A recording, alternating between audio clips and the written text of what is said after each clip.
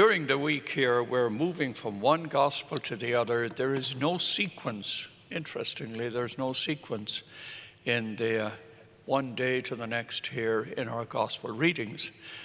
This one today comes from Luke, and we won't hear from Luke now for the rest of the week. We'll be dealing with the other gospels. But here, this little excerpt here is taken from a section in the Gospel of Luke we call the Sermon on the Plain. Now, you will remember that in Matthew's Gospel, we have the Sermon on the Mount, and it's very long. In Matthew, it takes up 3 chapters, 5, 6, and 7.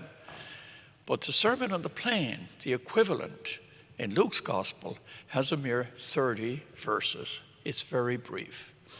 And this is one of the admonitions which appears in Luke's Sermon on the Plain. Now, why one is on the mount and one is the plain, it's interesting to discuss, but it doesn't fit the few moments we have today. It has to do, this reading here, has to do with the manner in which we speak about other people, the manner in which we make judgments about others or condemn other people, the manner in which we carry gossip. A community has the benefits of community, and it has the burden of being a place of gossip. So let me look at that for a moment. How we speak about the character of other people, how we are so defensive about protecting another person or condemning another person. Cardinal Manning used to like to tell the story about his parish when he was a little boy serving Mass. And in his parish there were 2 churches. One was, the pastor was over there, and the second church was removed somewhat, and the associate managed the second church. The people never knew whether they were going to have a Mass in the morning. They would look at the house of the associate. If the blinds were drawn up, we were going to have Mass. If the blinds were down, there was no Mass. So, of course, the people in the village were very critical of this priest. You know, he's a lazy, he doesn't get up for Mass every day. Years later, it would be discovered that when the blinds were down, the associate priest was out on the hill saying Mass for the rebel fighters, the Republican fighters against the British. And of course, then the whole village was saying, oh, well, maybe we shouldn't have made such a judgment. But that happens to us.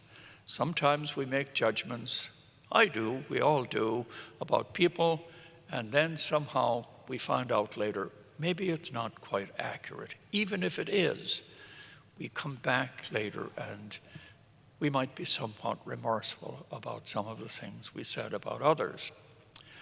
Shakespeare in Othello gives us this wisdom. He said, "Good name in man and woman is the jewel of their souls. He who steals my purse steals trash. 'Tis something, 'tis nothing.